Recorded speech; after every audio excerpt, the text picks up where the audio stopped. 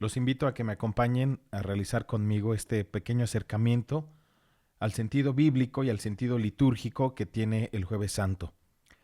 Por sentido bíblico me refiero a que nos acerquemos a lo que nos presentan los relatos de los evangelios, y por sentido litúrgico me refiero a la forma simbólica en cómo la Iglesia ha asumido el relato bíblico y cómo lo ha celebrado.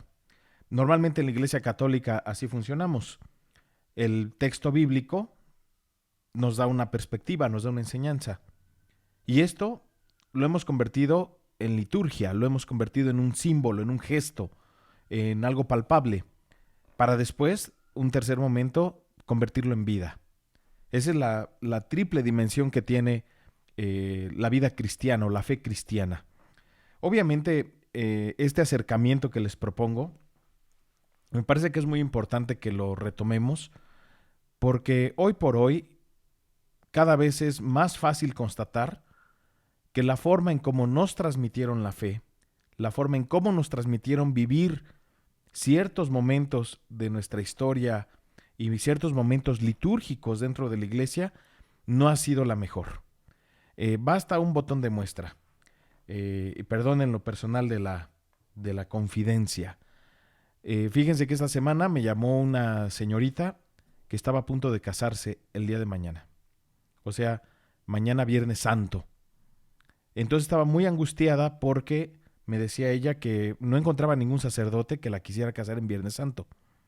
Pero ella aseguraba que pues ella quería hacer las cosas bien, que ella era una persona muy católica y que como dada la pandemia había ido posponiendo su matrimonio, pues no había manera de casarse en Viernes Santo, que ya tenía el salón apartado y ya tenía todo. Obviamente parece chiste, pero es anécdota. Y como ustedes se podrán dar cuenta, esta persona que se reconocía católica no tenía la menor idea de lo que significa la Semana Santa. Y a esto súmele la cantidad de personas católicas, entre comillas, que seguramente ahorita están en una playa, que seguramente se han tomado vacaciones. Evidentemente, no quiero ponerme en el plan de decir todos están mal, eso no se hace. No, yo pienso que estamos viviendo una época en la que el catolicismo parece superado, una época en la que parece desdibujado, pero todo esto, el punto crucial o el punto de quiebre que ocasionó todo esto, el epicentro, no ha sido otra cosa que la manera en cómo nos transmitieron vivir la fe, la manera en cómo nos transmitieron la vida cristiana. Evidentemente no podemos buscar culpables, pero creo que hay muchos factores que han intervenido. Me parece que el primer detonante de todo esto es la crisis que sufrió la Iglesia en el siglo XVI, aquella crisis con Lutero, donde Lutero, aunque normalmente en las películas, en los libros, siempre lo ponen como el héroe incomprendido, como el rabioso monje, porque era un monje agustino, que se le puso al tú por tú a una institución como la Iglesia Católica de aquel siglo, y casi casi lo presentan como héroe. Ciertamente sus escritos son muy interesantes. Yo he tenido oportunidad de leer bastante de Lutero. Sus postulados no están mal, pero poco a poco me he estado convenciendo de que su principal molestia era un tema metodológico. Él no estaba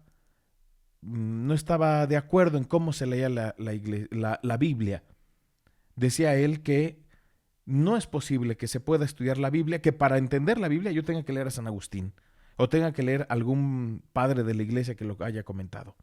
Entonces esta molestia, él decía, no, la Biblia tiene que la palabra, es una palabra viva.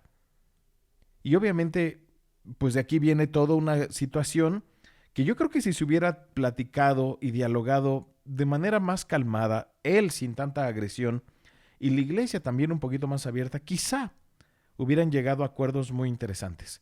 Pero el tema no es hablar aquí de Lutero. Evidentemente no pretendo eso. Más bien, creo que ese es el epicentro. Porque la iglesia, ante el embate de Lutero, va a terminar por cerrar sus puertas. Y va a poner ciertas medidas que a la larga no funcionaron bien. Una de ellas es no permitir que los cristianos tuviesen acercamiento a la Sagrada Escritura. Dado que Lutero promovía la libre interpretación de la Biblia, que eso es irse al otro extremo, la Iglesia propone el sentido diametralmente opuesto, que es el único intérprete de la Sagrada Escritura va a ser el Romano Pontífice, es decir, el Papa. Entonces, a partir de allí, los católicos no tenían acceso a la Sagrada Escritura. Imagínense, esto se queda de esta manera hasta 1965, cuando termina el Concilio Vaticano II, y allí uno de los puntos cruciales que tenían en la agenda era permitir que el pueblo viviera cerca de la palabra de Dios, se familiarizara con ella, viviera con ella. Evidentemente ya había habido durante ese siglo algunos intentos por acercar la palabra de Dios, algunas traducciones muy malas, la verdad, porque la mayoría estaban basadas de una traducción, que es la traducción de la Vulgata, que también ya de por sí es bastante deficiente, porque obviamente San Jerónimo, que fue el traductor, la tradujo en el siglo V sin los métodos ni las herramientas óptimas para hacer una verdadera y auténtica traducción de la Sagrada Escritura. Y esa Biblia que fue desdeñada en el siglo V, que en esa época decían, es que es una Biblia en latín vulgar, no es el latín clásico, no es el latín de Virgilio, no es el latín de los poetas, pues con Gregorio Magno va a llegar a consolidarse como la versión oficial de la Biblia. Entonces, piensen ustedes una persona como fueron nuestros antepasados. Piensen en sus padres, piensen en sus abuelos, que les tocó una iglesia donde no había acceso a la Biblia y donde tampoco no se entendía la liturgia. Entonces, todas las celebraciones litúrgicas eran en latín, obviamente inaccesibles para toda la mayoría del pueblo cristiano, y evidentemente todo esto se empezó a sustituir con muchas cosas. En parte con devoción popular, de allí es que tomara tanto relieve cosas como el Via Crucis, donde pues de una manera muy didáctica e infantil de presentarle al pueblo lo que había sido la pasión de Jesús, en lugar de leerlo en los evangelios, era pues hacerle un teatro, ponerle una representación, o si bien se rezaba en una iglesia, pero normalmente todo empezó a decantarse para que las manifestaciones de fe estuvieran así palpables, sentidas, donde la gente viera cómo le pegaban a Jesús, donde viera el dolor, donde viera toda la historia de la pasión con drama y con esta tónica de dolor y de tragedia. Entonces es por eso que nuestro pueblo pues se quedó aferrado a eso. Hoy en día, aunque se escuche la pasión, pocos han sido las personas que yo creo se han metido a fondo a investigar los distintos gestos y perspectivas que propone. Es por ello que el padre Rafael y yo hemos decidido hacer este pequeño acercamiento bíblico y litúrgico en este tríodo pascual, aprovechando la inercia que traemos de las charlas del Don de la Libertad, que para quien no las conozca, se las dejo en la tarjetita de aquí arriba, allí pueden verlas. Queremos durante estos días presentarles un pequeño comentario, o un largo comentario, sobre lo que se celebra cada día, de acuerdo al sentido original de la iglesia, no a la forma en cómo nos lo transmitieron.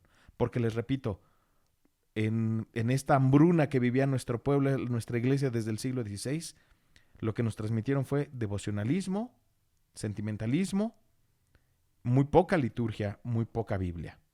Así que hoy, 60 años después, casi 60 años después del Vaticano II, creo que tenemos la posibilidad de replantear y renovar lo que significa un verdadero acercamiento al tríodo pascual, al centro neurálgico, a la médula de nuestra vida de fe. Les aseguro que si se dejan llevar y descubrir lo que esconde la celebración del tríodo pascual, lo disfrutarán de mejor manera y quedarán enamorados de la liturgia y por ende de la palabra de Dios. Así que vamos a comenzar.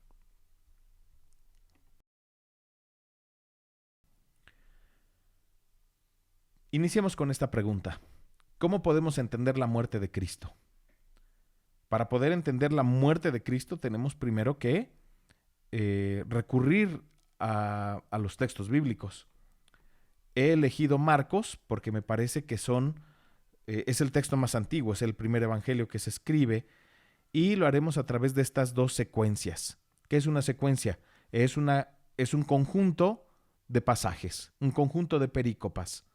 Es decir, una perícopa es un episodio del evangelio independiente, que muchas veces no nos necesitan decir qué es lo que pasó antes ni qué pasará después. Es una unidad narrativa.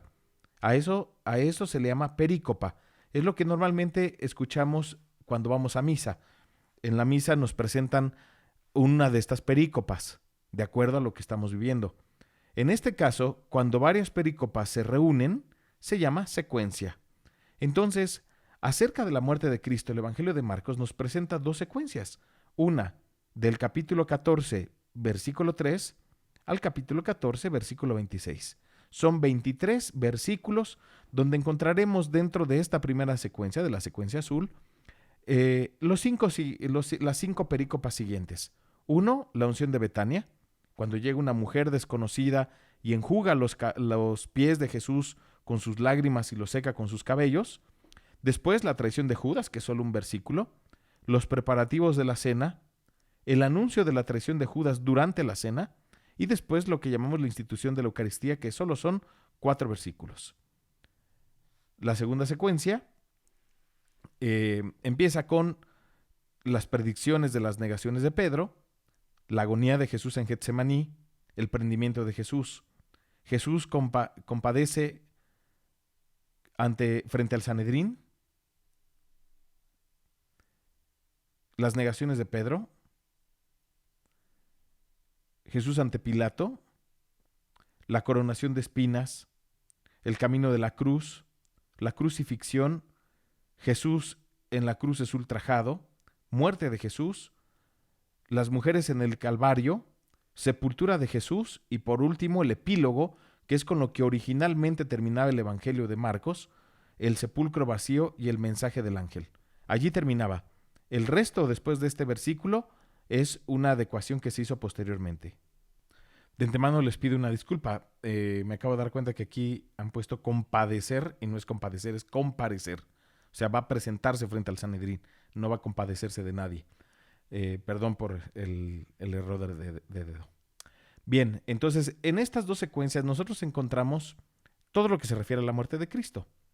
Vamos a primero delimitar cuándo se llevó a cabo la última cena, que es donde de aquí va a partir, o es el pivote de donde se puede explicar perfectamente la muerte de Jesús. ¿Cuándo se celebró la última cena? En el capítulo 14, versículo 12 de la primera secuencia, inicia con una referencia temporal que dice: el primer día de los panes ácimos, cuando se sacrificaba el cordero pascual. Tengamos en cuenta que la Pascua del año de la muerte de Jesús se celebró el día 15 del mes de Nisán. El mes de Nisán es el primer mes para los judíos. Este mes es lo que equivale para nosotros marzo y abril. Para ellos allí es el inicio del año, es el primer año del mes. Nosotros, en cambio, estamos influenciados por la cultura grecolatina, donde iniciamos con enero y toda esta mitología acerca de Janus, que es los dos rostros del Imperio Romano, con el que iniciamos el año lectivo, el año acostumbrado. Pero los judíos no así, ellos empiezan con el mes de Nisán y principalmente con la fiesta de la Pascua. La costumbre judía consistía en inmolar los corderos en la víspera de la Pascua, es decir, el día 14 de Nisán, en lo que ellos llamaban la primera hora de la tarde, que era las 3 de la tarde más o menos, la hora nona. Aquí encontramos una pequeña inexactitud. Marcos está señalando dos momentos distintos. Uno, dice el primer día de la fiesta de los panes ácimos, que eso es un error porque el Pesaj, o sea, la Pascua, que se celebró el día 15, daba pie a dos fiestas. La Pascua por un lado, y a partir de ahí comenzaba una semana que era la fiesta de los panes ácimos, donde el pueblo solo se alimentaba con pan no fermentado, recordando a sus antepasados que habían vagado por el desierto comiendo solamente este tipo de pan, sin levadura. Popularmente se consideraba la fiesta de la Pascua incluida el día 14 entero, o sea, el día de lo que se llamaba la parásebe, el día de la preparación. Es como si dijéramos que la Navidad es el día 24 de diciembre, cuando en realidad es el 25, pero como desde la noche la celebramos, pensemos que para muchos Navidad fuese desde el 24. Pues desde la mañana de ese día y durante toda la semana que duraba esa fiesta, ya no se comía pan fermentado. Entonces, aquí hay una inexactitud, son 2 días distintos. Vamos a al siguiente dato temporal. Probablemente la forma de explicar este aparente error de Marcos, aparente inexactitud, esté en relación con la regla que usa en muchas partes de su obra. Es decir, varias veces él lo que hace es poner 2 referencias temporales seguidas que muchas veces no tienen una que ver con la otra. Y lo que dicen los estudiosos es que la segunda determina o precisa la primera. Aquí en estos numeritos les estoy poniendo algunas referencias de este tipo de recursos que usa Marcos. En este caso, el dato determinante es el del sacrificio del Cordero Pascual. El otro, el de los panes ácimos, es secundario. Es decir, a lo que hay que poner atención es al dato de a la hora en que se sacrificaba el Cordero Pascual, es decir, a la hora nona. Les pongo un ejemplo de lo que hace Marcos para que quede más claro. En el capítulo 1, versículo 32 dice, por la tarde, cuando se puso el sol, le fueron llevando todos los enfermos y endemoniados. Si ustedes lo analizan bien, dice por la tarde, pero a ver, la tarde puede ser desde las 12 del día hasta las 7, 8 de la noche. ¿Qué significa tarde? Y luego él lo precisa diciendo cuando se pone el sol. Aquí ya nos está dando una indicación bastante más concreta, es decir, hacia las 6 de la tarde. Es decir, cuando ya estaba oscureciendo. Es cuando le llevan a los enfermos. Ese tipo de poner 2 referencias temporales, la segunda siempre va a precisar a la primera. Entonces, en el caso concreto del que estamos viendo ahorita, pues nos deja al menos un dato muy concreto que lo veremos en la siguiente diapositiva. La última cena se realiza el día 14 de Nisan hacia las 3 de la tarde, o llamada así hora nona. Si el día importante, la Pascua, fue el día 15, fue viernes 15, así como nos está dando este dato, la primera conclusión a la que llegamos es que la última cena se realizó el día 14 de Nisan hacia las 3 de la tarde. Hasta ahí vamos bien. Vamos a la segunda referencia temporal.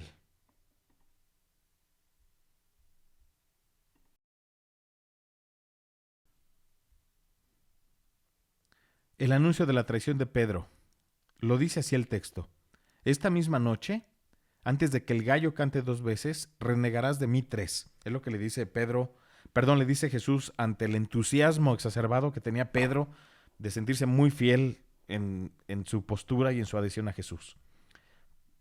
Al respecto de esto se cumplirá tal como indicó Jesús.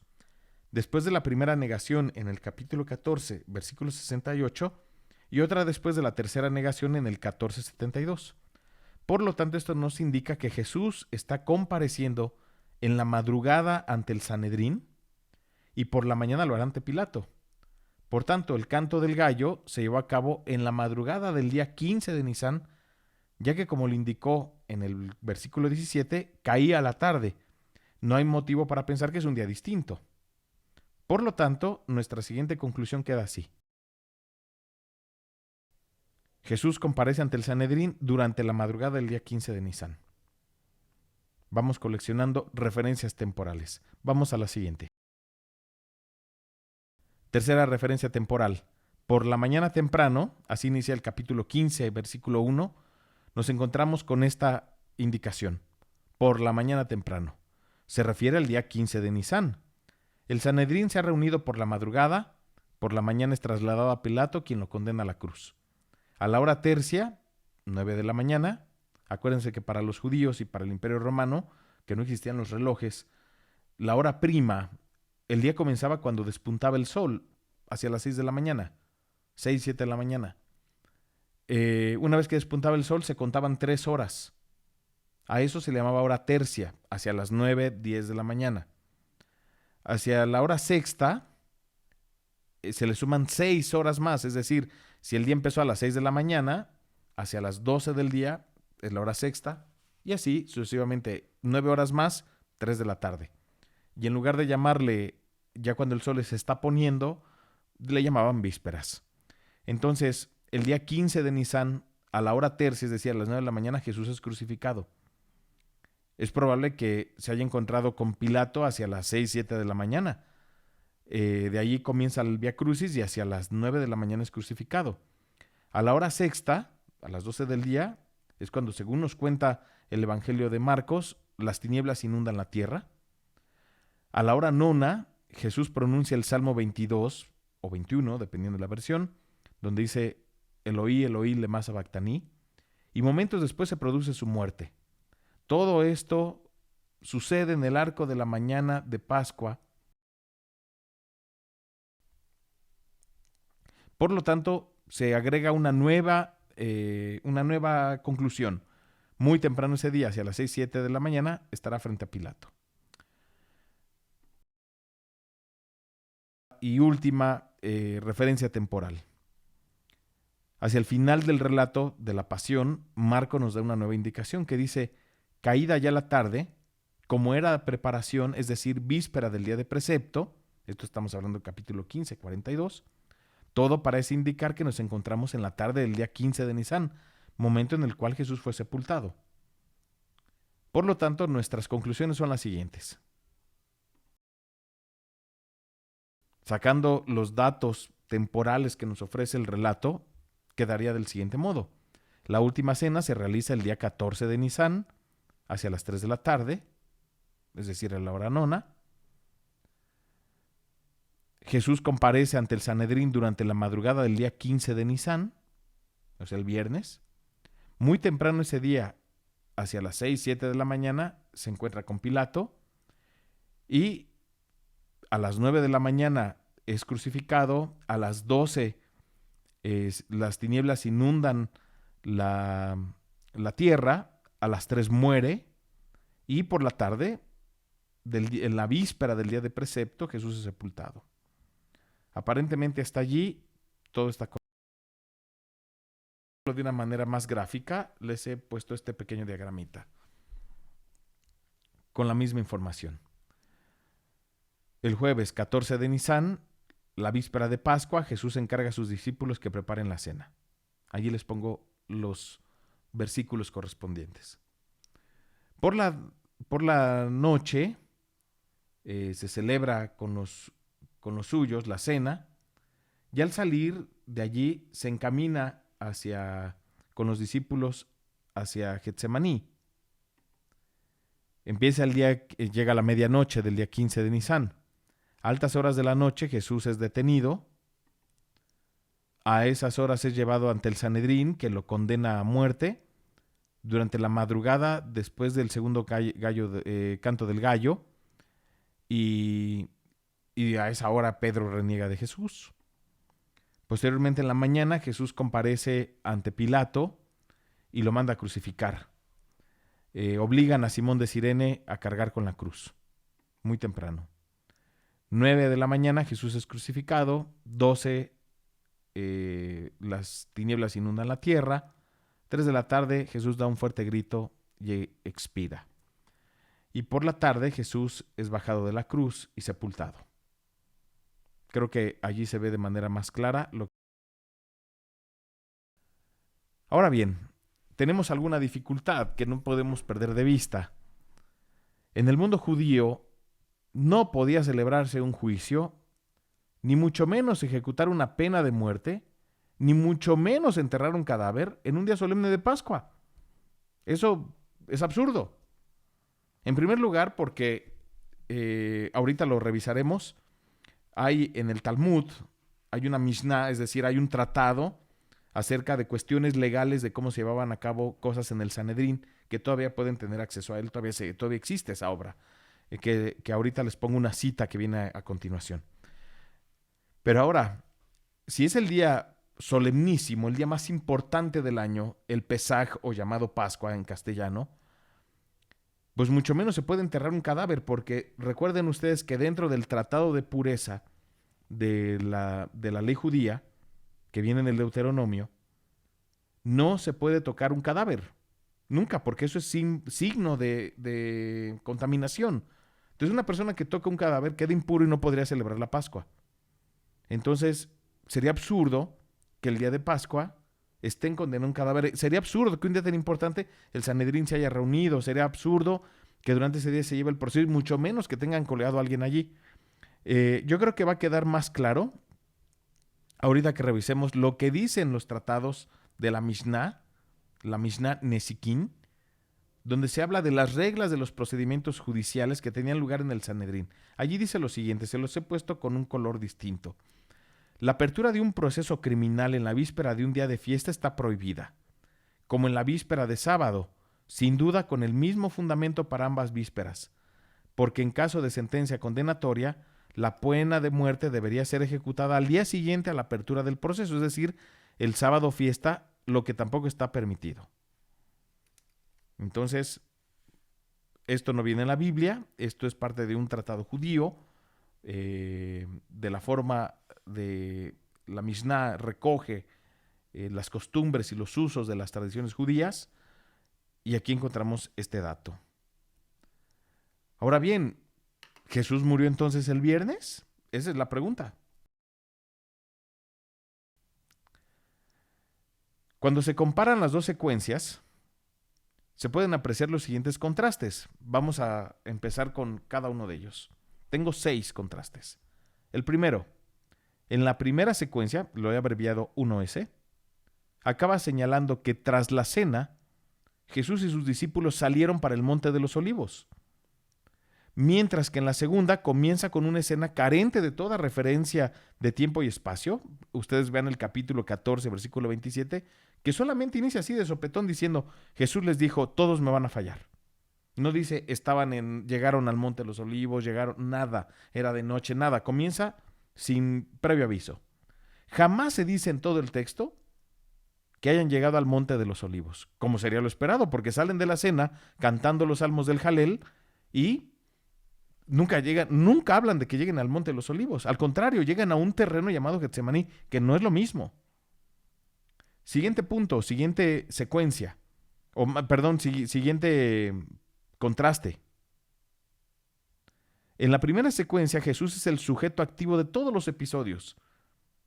Toda la atención está centrada en él y todos los verbos que él dice están en voz activa.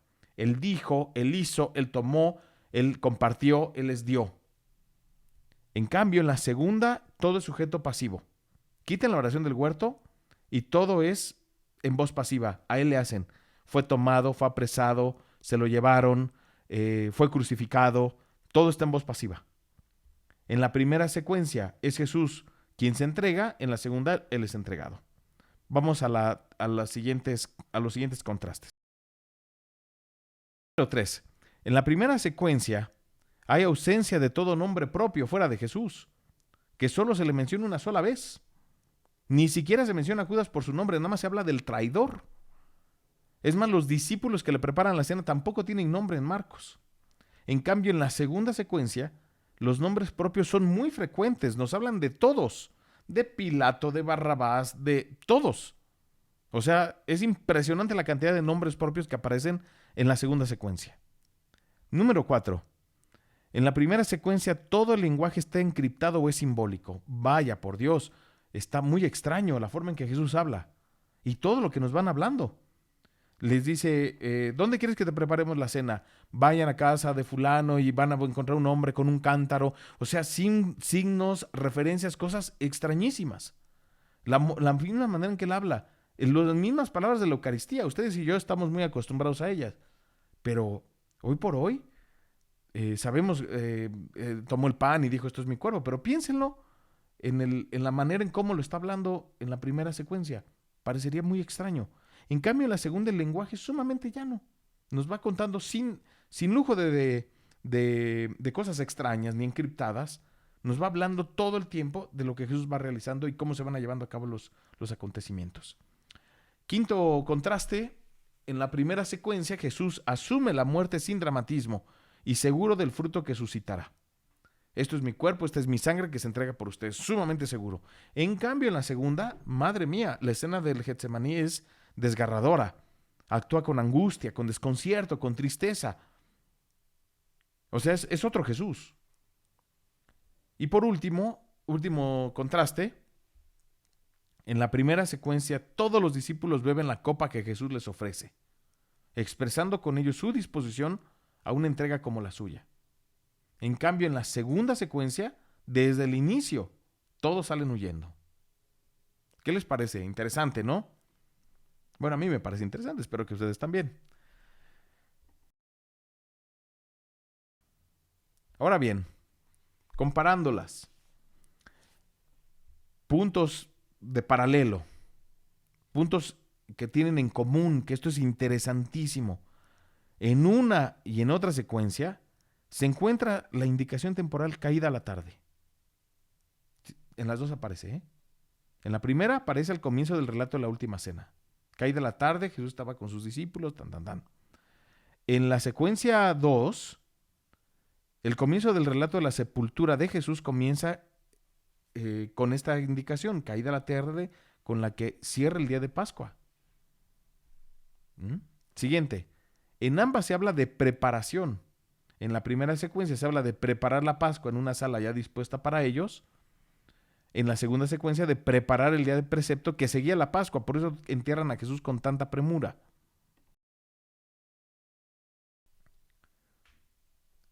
El tema del sacrificio del cordero es otro. En la primera secuencia indica que se realiza a primera hora de la tarde, es decir, el 14 de Nisan, a la hora nona, y está relacionado con la indicación de que a la hora nona, a las 3 p.m., en que se señala la muerte de Jesús.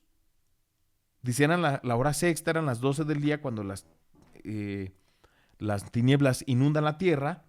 Después la cámara del evangelista se detiene en las reacciones de todo mundo. Se detiene la reacción de los que se están burlando, de que dicen vamos a ver si viene Elías a bajarlo, de alguien que corre y toma un hisopo con vinagre y se lo acerca, y después Jesús dice Eloi, Eloi, lema sabactani, y después viene un grito de Jesús, dando un fuerte grito, expiró. Era 3 horas después, a la hora nona. Ahora también otra cosa importantísima, la palabra cuerpo. En la primera secuencia, en el capítulo 14, versículo 22, Jesús señala mi cuerpo, esto es mi cuerpo. Y en la segunda secuencia, en el 15:42, hablan del cuerpo de Jesús. Nunca el relato habla del cadáver, siempre hablan del cuerpo de Jesús. Así que todo esto nos parece que nos está dando una perspectiva muy interesante. Todo apunta en una dirección. Ambas secuencias no deben ser entendidas como sucesivas en el tiempo, sino como superpuestas. La mayoría de las veces, como celebramos la Semana Santa, que el jueves por la tarde celebramos la cena de la institución de la Eucaristía, el lavado de los pies, y la mayoría de la gente se va con esa idea, entonces creemos que el jueves fue la cena y que el viernes a Jesús lo matan. Por eso el viernes hacemos la Vía Crucis, por eso se hace la celebración de la muerte del Señor, porque creemos que es sucesiva. De hecho, en el pequeño esquema que les puse unas diapositivas atrás, donde con las líneas íbamos poniendo por hora lo que iba sucediendo, parecería que las cosas son así. Pero viendo estas dificultades y estos puntos en común, los contrastes y los puntos en común, nos está sugiriendo que la primera secuencia en realidad es una explicación teológica y por ende simbólica de lo que sucederá en la segunda. No sé si me explico. Este es el relato de la cena y es como si tuviéramos un acetato que pusiéramos sobre la pasión de Jesús para poder entenderla. El primer relato de la creación, el primer relato de la cena es la secuencia 1, es la primera secuencia, y el relato de la pasión es la secuencia 2. Uno es el símbolo, otra es la historia. Así que esta es la realidad esta es la realidad que nos están transmitiendo los textos bíblicos. Y esto creo que nos dice muchísimo, porque una de las grandes preocupaciones que tenían los evangelistas era que no se perdiera el sentido de la muerte de Jesús, que no se malinterpretara. Ya desde la época de ellos era un tema sumamente crucial y ya estaban siendo sujeto de muchas alteraciones. Por ejemplo, hay muchísima gente que pensaba que Jesús había muerto por ingenuo. Decían, oye, nunca se dio cuenta de que tenía a Judas y a gente como Judas dentro de su grupo y nunca hizo nada por sacarlo. Lo mataron por ingenuo. Había otros que decían, no, a Jesús lo mataron por ser un rebelde. De hecho, hace unos años salió todavía un libro interesantísimo que se llama El Zelota, donde plantea eso, que Jesús en realidad era una persona sumamente, que era una persona guerrillera, era un fanático religioso agresivo, era un celota, y que por eso había ido a plantarles cara a toda la crema innata de la religión y de la sociedad, y que pues las consecuencias eran evidentes de qué es lo que le iba a suceder. Y todavía nos podemos pasar toda la noche hablando de todas las herejías, es decir, herejías, acuérdense que significa otra opinión, acerca de lo que de por qué Jesús murió. Había muchos que decían, no, es que él murió porque en realidad él necesitaba morir. Entonces su discípulo más fiel fue Judas y por eso él se puso del lado de Judas. Se había puesto de acuerdo para que si él dudaba, Judas lo entregara. Eso es una herejía del siglo segundo. Ya habla de ella en el libro de el Adversus Hereses, así se llama, en español es contra los herejes. Un libro fantástico que se los recomiendo mucho, de San Ireneo de León, de Lyon, Francia. Un libro extraordinario donde este hombre se dedica a estar revisando todas las herejías, todas las malas posturas que había contra Jesús y estarlas rebatiendo desde la perspectiva católica. Fantástico el libro. Si quieren conocer mucho de cómo se pensaba en el siglo I y II acerca de Jesús, este libro es fantástico. Es un libro extraordinario porque además no solamente es alguien que está diciendo esto está mal, esto no está bien, sino dice esto está mal y da una explicación maravillosa. No saben lo que se pueden encontrar allí de maravilloso. Se van a derretir, van a volar, les va a incendiar el corazón. Es un libro de fuego, de verdad. Se los recomiendo mucho. Contra los herejes, de San Ireneo de León. Entonces este obispo ya desde ahí está hablando, por ejemplo, de ese caso, ¿no? Si hay muchos que piensan que Judas era el verdadero. No, a ver, no seamos tontos. El tema es este. Y así va rebatiendo cada una de las distintas herejías que había en torno. Otros decían, no es que Jesús en realidad era Dios, y como era Dios, la pasión fingió que le dolía, fingió que sufría. Otros decían, no, es que en realidad era un hombre normal, que eso es mucho de Nikos Kazantzakis. Si alguien vio esa película terrible, porque la película es terriblemente mala, de la última tentación de Cristo, pero el libro de Nikos Kazantzakis es fantástico. Se plantea eso, que prácticamente Jesús es un hombre atormentado, donde el Espíritu Santo se posesiona de él, le hace realizar grandes prodigios, le hace decir cosas extraordinarias, y a la mera hora cuando está en problemas, el Espíritu lo abandona. Entonces ellos, esa frase del Salmo 21 o 22, dependiendo la versión, que dice, Dios mío, ¿por qué me has abandonado? Decían, ya ven, ahí está claramente que Jesús está experimentado en el abandono, y por ello le reprocha al Padre por qué le ha hecho esa jugada tan terrible, ¿no? Y tan esa canallada, ¿no? ¿Qué les puedo decir?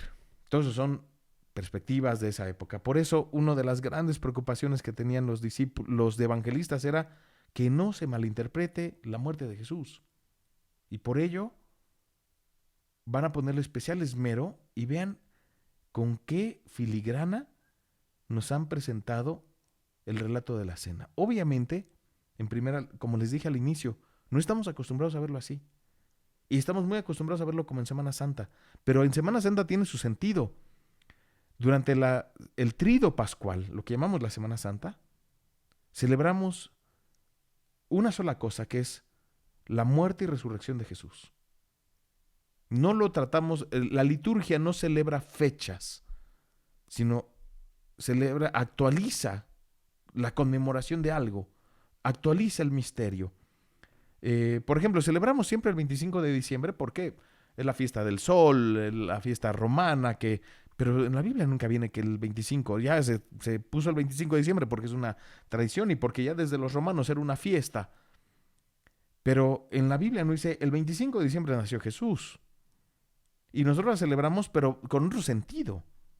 No es el sentido, es el cumpleaños de Jesús. No, recordamos la encarnación del Verbo. Encarnación que se sigue dando aquí y ahora cada vez que un corazón generoso le abre sus puertas a la palabra de Dios para que el Evangelio se encarne en él. Por eso María es el modelo del Adviento y de la Navidad. Y lo mismo, o sea, no tratamos de recrear la vida de Jesús. Vean que a la larga, ese tema de representarlo y de hacerlo en las películas, al final terminan haciendo daño. Y lo mismo sucede con esto. Mucha gente, si no es que todos, creen que Jesús cenó el jueves y que la madrugada lo apresan y el viernes lo matan. Pero ya vimos que era imposible que el viernes, el 15 de Nisan, Jesús lo hayan matado. Lo más probable es que Jesús murió el jueves. De hecho, el Evangelio de Juan, cuando termina todo el relato de la pasión, mañana Viernes Santo, ustedes lo escucharán cuando se lea la pasión en la celebración de la muerte de Cristo. Cuando se lea la pasión, van a ustedes a recordar que se dice, y como era el día de la preparación de la Pascua, todos se van corriendo porque tenían que ir a preparar la fiesta. Entonces, si la fiesta fue el viernes, ya nos están diciendo ahí, todo ocurrió el jueves. Y entonces la última cena no pasó, no sabemos. Pero lo que sí nos queda claro es lo que les estoy poniendo aquí, que el relato de la cena contiene, a base de símbolos, la clave adecuada para entender la muerte de Cristo.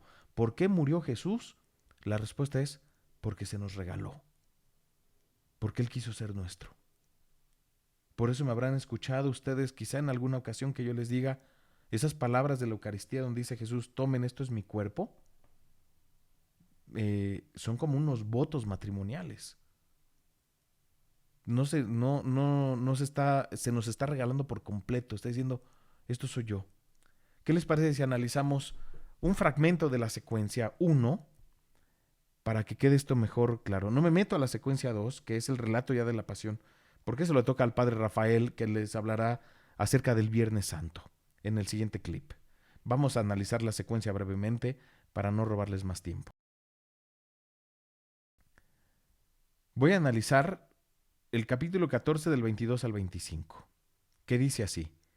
Mientras comían, Jesús tomó un pan, pronunció la bendición, lo partió y se los dio a ellos, diciendo, tomen, esto es mi cuerpo. Y tomando una copa pronunció la acción de gracias, se la pasó y todos bebieron. Y les dijo, esto es la sangre de la alianza mía que se derrama por todos. Les aseguro que ya no beberé más del fruto de la vid hasta el día aquel en que lo beba, pero nuevo en el reino de Dios, conocido por todos. Vamos a ver su explicación. Marcos nos coloca en la segunda parte de la cena pascual. La palabra griega que designa pan se dice artos. Normalmente designa un pan fermentado, una hogaza normal. Pan fermentado le llaman artos. Y no se emplea la fórmula correcta que tendría que decir artos ácimos, o sea, panes ácimos. Siempre se habla del pan. Si ustedes ven, siempre que hacen referencia al pan, dicen tomó un pan y ya. No dice tomó un pan ácimo, que si está hablando de una narración, tendría que haber sido lo correcto. Él pone la palabra pan y no es por un descuido. Aunado a este detalle, Marcos omite toda referencia a las viandas que se emplean en la última cena judía. La cena judía, permítanme un pequeño paréntesis para explicarles en qué consiste. Es una cena interactiva. Esto es una palabra muy moderna para explicarla, pero ese es el sentido. Comienza cuando el más pequeño de la casa se acerca al padre, al más grande, al capo de la familia, al jefe de la familia, y le dice, ¿por qué esta noche no es igual que las demás noches? Y el padre le dice, porque una noche como hoy fuimos liberados. y empieza el relato del Éxodo. Entonces, conforme van pasando el relato, se va volviendo interactivo, porque cuando hablan de la institución del cordero, de cómo mataban el cordero y cómo lo asaban, lo degustan.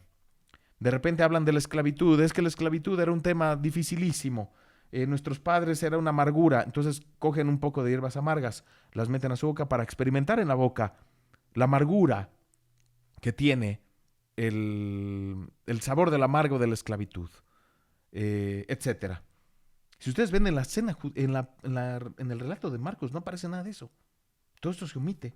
Hay 4 copas rituales. Cada vez que hay una victoria, toman una copa y brindan y se la beben, porque es el momento de la cena judía en el que les van diciendo que hay algo por lo cual agradecerle a Dios.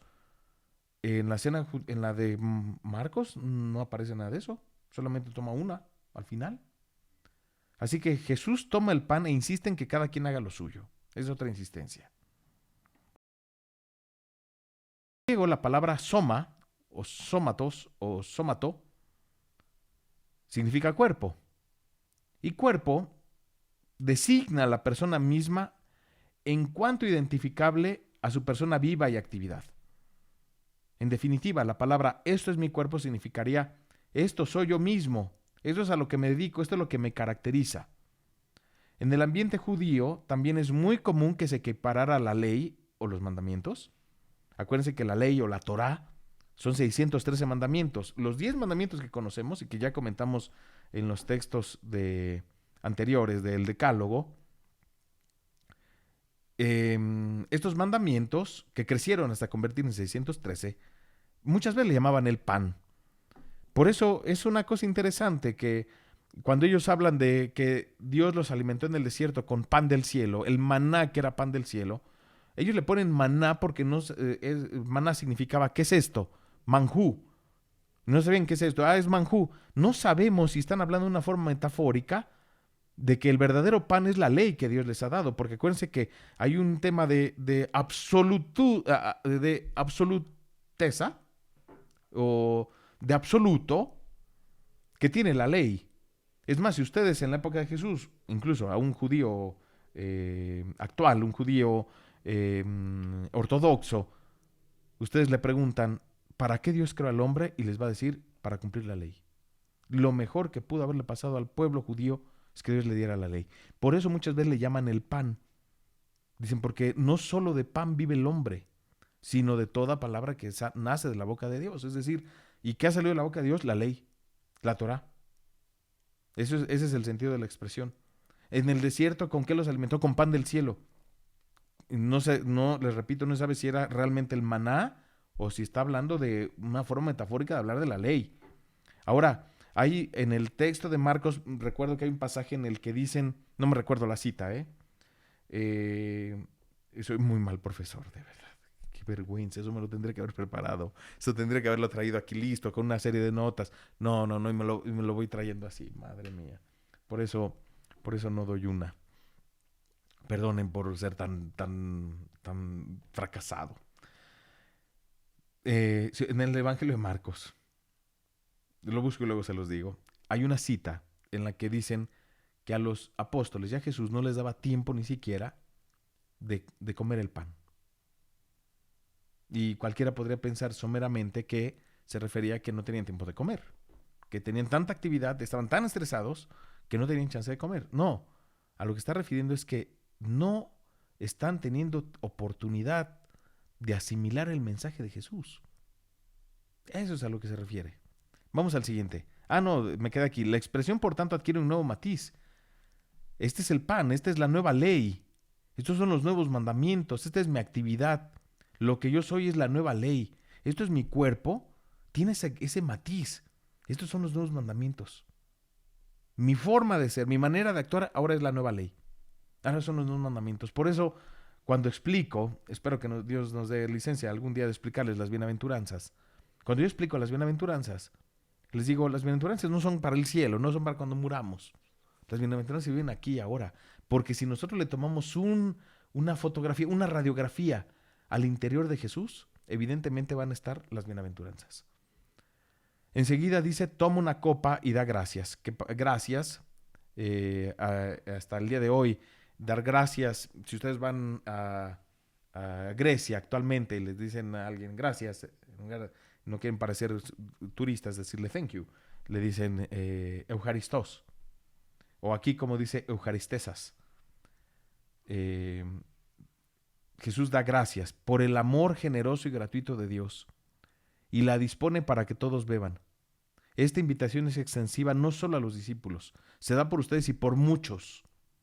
Antes se decía por todos, pero la palabra en griego que se ocupa es polton, no, no, ¿cómo se llama? No es panta. Panta es todos, polton es muchos. Entonces lo correcto es, entrego esto por muchos, los que quieran, los que lo acepten.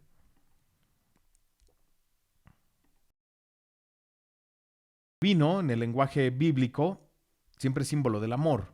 Revisen estas citas del Cantar de los Cantares y verán la sorpresa que se van a llevar. Son metáforas siempre que se usan. Tu amor que es más rico que el más delicioso de los vinos, tu amor tan dulce como el mejor de los manjares acompañados de un buen vino. O sea, siempre el amor lo comparan con el vino. Por eso, en el lenguaje de la Biblia, cada vez que aparece el vino es el símbolo del amor. Jesús toma, por tanto, que ha aludido en varios momentos que él es el esposo. De hecho, así cuando el bautizo, cuando le dicen, tú eres el Mesías, dice, no, no, no, yo no soy digno de desatarle la correa a las sandalias. Pero esto no es un gesto de humildad, está diciendo, la ley del levirato que se usaba antiguamente, viene en el Deuteronomio, eh, disponía que cuando una persona quería casarse con una viuda, se le daba una sandalia, que era la manera de decir, ya tengo el derecho para casarme con ella. Cuando a Juan el Bautista le dicen, tú eres el Mesías, dice, no, no, no, yo no. Yo no soy digno de desatarle la sandalia, yo ni siquiera me atrevo a tocarlo, el esposo es otro. De hecho, cuando Jesús le dicen, oye, ¿por qué tus discípulos? Ese pasaje me encanta. Cuando a Jesús le van los fariseos y los discípulos de Juan, le dicen, oye, ¿por qué tus discípulos no ayunan? ¿Por qué tus discípulos no son piadosos? ¿Qué no ves que los discípulos de Juan y los nuestros sí somos piadosos? Y nosotros sí ayunamos. Y Jesús diciéndoles, ¿qué no se dan cuenta? Acaba de iniciar la nueva relación con Dios. Acaba de iniciar lo más parecido a una fiesta de bodas. Esto es como una fiesta de bodas. El esposo aquí está. Algún día, como mañana que es Viernes Santo, les quitarán al esposo y entonces sí ayunarán. Por el dolor que supone no tener al esposo.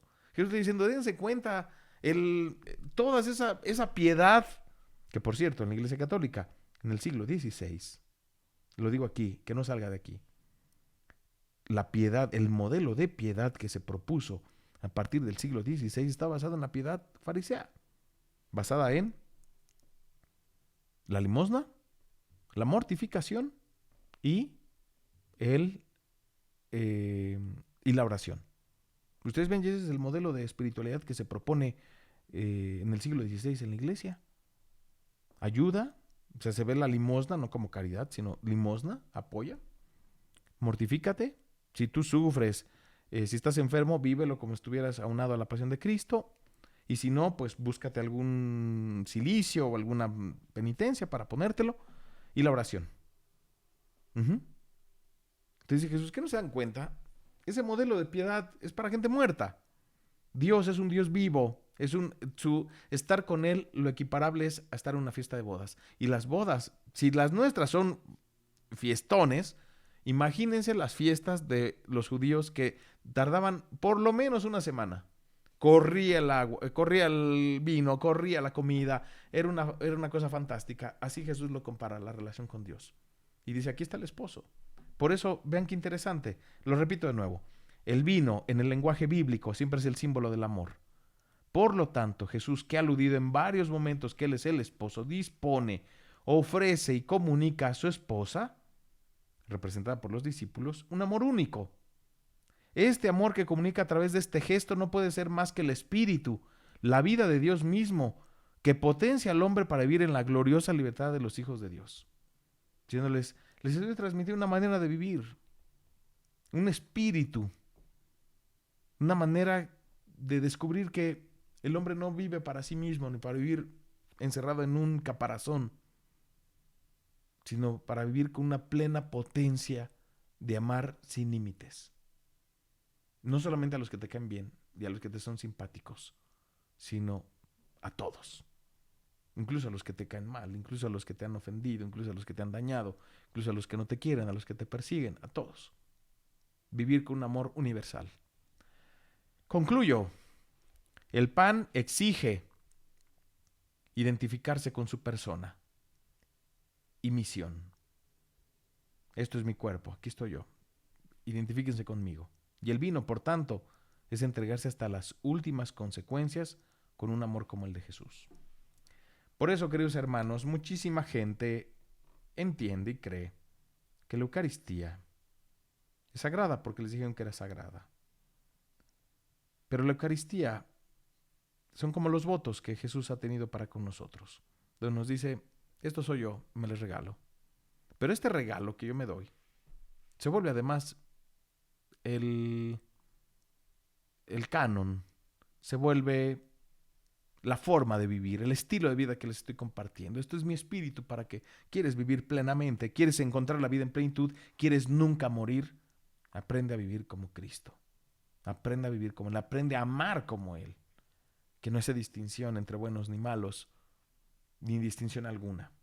Esa es la gran novedad del cristianismo. Ese es el gran tema que nos propone. Es la única manera como el mundo va a cambiar. Es la única manera como... eso es a lo que nos está llamando. Eso es la misión que tenemos como cristianos. No es ir a buscar adeptos. No es ir a buscar más cristianos para que se ensanchen las filas de la parroquia. No. Es ir afuera a vivir un amor como el de Cristo.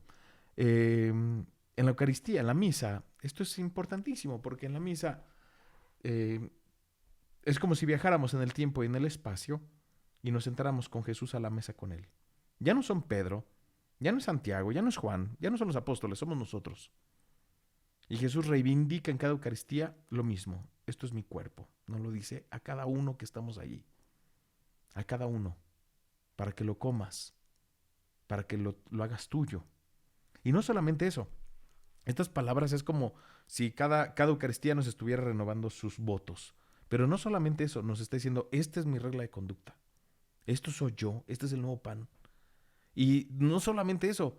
Cuando comulgamos, hay mucha gente que cree que es como un mérito. Hay gente que dice, a ver, me he portado bien, no me he peleado, no. Entonces me he confesado, sí. Entonces sí, voy y sí me lo come. Como si me gané un premio porque me he portado bien. No es eso. Comulgar es un compromiso. Es decir, el Señor se me está regalando y yo hago suya su propuesta para ir a cristificar el mundo. Para que comiéndolo deje que se confunda, que se fusione con todo lo que traigo dentro, con mi entraña más profunda, con mis deseos más oscuros, con mi historia, con mis miedos, con todo, y vaya ahora a cristificar el mundo. Yo por eso siempre les digo, de las palabras más importantes de la misa, no, evidentemente es la consagración, es el evangelio, pero de las más importantes es cuando concluye la misa. Y el sacerdote dice, en latín decían, ite missa est. Ite es el verbo imperativo. Vayan, pero como orden, vayan. Ite, misa. Misa es la palabra envío, la palabra, de ahí viene el verbo misionar, enviar. Por eso el nombre correcto de la misa no es misa, es la Eucaristía. Ite, misa es vayan, son enviados. Misa es significa eso, vayan, son enviados. Ahora, en español, se pone de una manera muy elegante y muy bonita, que a mí me parece que todavía más cargada de sentido. Dice, glorifiquen al Señor con su vida, pueden ir en paz. Pero esto no está despidiendo elegantemente el sacerdote, no está diciendo, ya acabamos, váyanse, y todos, gracias a Dios, nos vamos. No, está diciendo, glorifiquen al Señor con su vida, es decir, ya se han recargado la pila, ahora salgan y cristifiquen el mundo. Vayan a convertirse en levadura que transforma la masa. No para que se conviertan en católicos, sino para que vivan el amor universal que Cristo nos ha propuesto. Esa es la gran maravilla. Esa es la gran maravilla de la vida cristiana. Por eso voy a parecer un poco repetitivo, pero la Eucaristía es como, lo digo mucho porque me encanta esta imagen. Es como el corazón. El corazón, para que funcione, tiene dos movimientos, el sístole y el diástole. El sístole es cuando la sangre se agolpa dentro del músculo y el bombea, la oxigena Y el diástole es cuando eyecta, sale disparada la sangre y se convierte en ¿cómo se llama? Se va por el sangre al torrente sanguíneo. Y exactamente así es la misa. Ustedes y yo, nadie, en absoluto nadie, ha hecho un mérito para estar en la misa. Nadie. Aunque vengamos por tradición, aunque vengamos porque hay que venir, aunque vengamos para no tener pecado, el motivo que sea. Ojalá que vinieras por amor. Esa es otra cosa. No es lo mismo que dijera, ay, tengo que ir a ver a mi mamá. Muy distinto a voy a verla porque me gusta estar con ella. Porque me gusta pasar un tiempo juntos. Es muy distinto. Y aquí sucede exactamente lo mismo. La misa, les digo, nadie ha hecho un mérito suficiente para decir yo tengo que estar en misa o para comulgar, yo me merezco la comunión. No, eso es un regalo de Dios, eso es providencia. Él decide quién. Y si nos ha invitado, dichosos los invitados a la cena del Señor, es para compartirse, para tener un momento de intimidad con nosotros, para que se fusione y para convertirnos en sangre que vaya a alimentar este mundo. No recuerdo bien, pero creo que era San Gregorio, Nacianceno, me parece, que decía, si el mundo está corrompido, es por culpa de los cristianos. O sea, como diciendo, el mundo tiene que estar, si el mundo está pleno es porque los cristianos han hecho su trabajo. Si el mundo está en paz es porque los cristianos se han esforzado. Si en el mundo hay cosas terribles es porque los cristianos no estamos haciendo nuestro trabajo. Y como lamentablemente tenemos tanta telaraña en la cabeza a la hora de ver la fe, que lo vemos siempre, ya me van a soñar con lo mismo, pero como este Dios mágico que hay que pedirle cosas, hay que pedirle. No, en la Santa Misa véanlo. Esa es la espiritualidad cristiana. Vienes como en un matrimonio. Imagínense ustedes que van a una boda y que el novio le dice a la novia, yo me deshago por ti en lo próspero, en lo adverso, en la salud y en la enfermedad, te me regalo. Y que la novia estuviera, ¿y me vas a comprar camioneta? ¿Y me vas a llevar de luna de miel? ¿Y la casa va a estar a mi nombre? Ustedes dirían, qué vileza. ¿Qué le pasa? El cuate se le está regalando, se le está poniendo en sus manos y tú estás viendo a ver qué provecho sacas.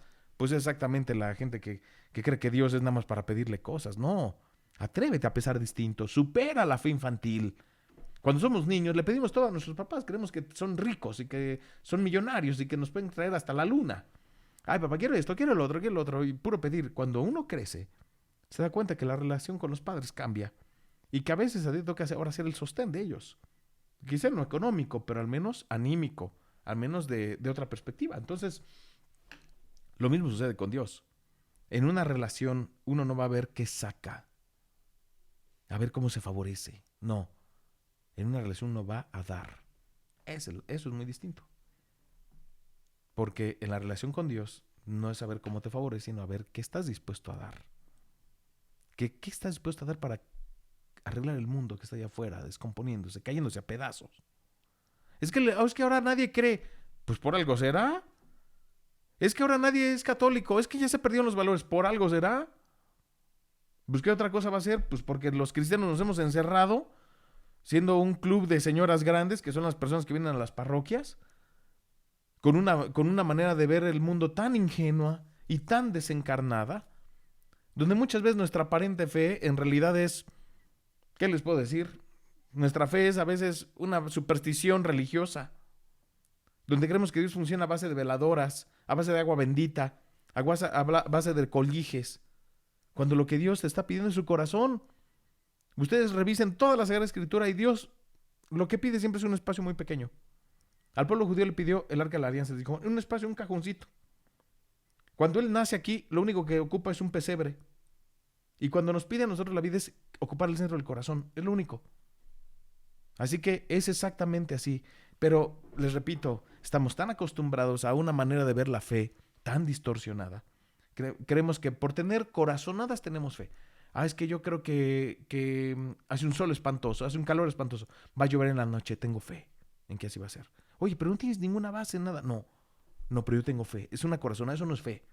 Una fe necesita, aunque suene de manera aunque sea un poco paradójico, la fe necesita certezas. Porque tan solo en latín, de la palabra fe, viene, la palabra es fides. De allí, esa es la raíz de las palabras confianza, fidelidad, confidencia, fe, etcétera. Y todas esas expresiones, todas esas palabras que he enumerado, necesitan una experiencia del otro para que se puedan desarrollar. Yo no puedo confiar en quien no conozco, no le puedo ser fiel a quien no conozco. Yo no puedo tener confidencialidad con alguien que no conozco. Yo no puedo tenerle fe a alguien que no conozco. Entonces, pues curiosamente, paradójicamente, para tener fe se necesita una certeza. ¿Certeza de qué? De que hay un Dios que se me regaló. Tengo que convencerme de ello. Tengo que aprender a vivir así. Por eso, como tenemos tanto miedo a la muerte y tanto miedo a tantas cosas, pues lo que hacemos es poner en su lugar cosas que sí me representen ídolos, que sí me representen seguridad. Ay, pues pongo el dinero. Mientras más dinero tenga. No, yo soy muy creyente, pero al dinero sí me le hinco.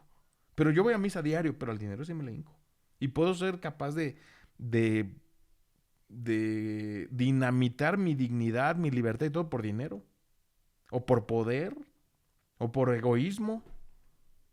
Ese es el problema. Yo muchas veces a los feligreses de mi parroquia les digo, el gran problema de todo es que no creemos, no tenemos, no somos creyentes. Lo somos de costumbre, pero de ya a la hora de los cocolazos, como se dice coloquialmente, no. Y les pongo un ejemplo. Digo, imagínense ustedes que yo les dijera que aquí en la parroquia donde yo estoy, la Asunción, una iglesia muy bonita, con una gran comunidad. Imagínense que viniese, que el Papa Francisco viniese a celebrar una misa. Digo, ¿se imaginan cómo estaría toda la semana aquí afuera inundado de gente, reporteros, personas quedándose a dormir fuera, queriendo por lo menos pasar un instante cuando pase el Papa? Ahora imagínense quiénes podrían entrar a la misa. Es una iglesia pequeñita. Ahora imagínense cómo vendría la gente que viene a misa. Ese día no creo que viniera nadie en chanclas, ¿verdad? O viniera descalzo, o viniera en pants, o en shorts, o con playeras, ¿no? De reggaetón. Yo creo que no. Vendría todo el mundo, oye, pues es el Papa.